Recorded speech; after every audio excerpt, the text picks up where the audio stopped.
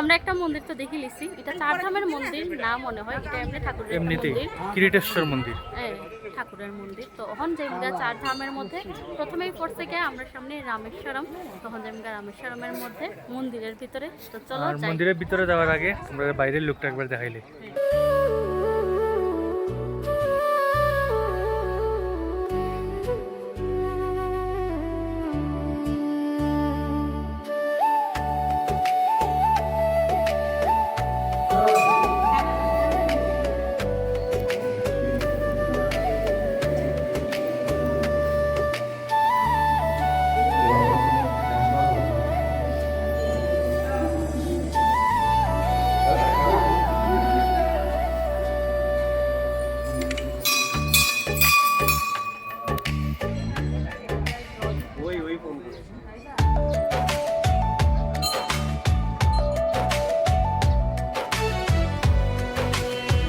তো চার ধামের মধ্যে একটা ধাম তো আমরা দর্শন করে লিছি, তোমরারও সঙ্গে করাইছি।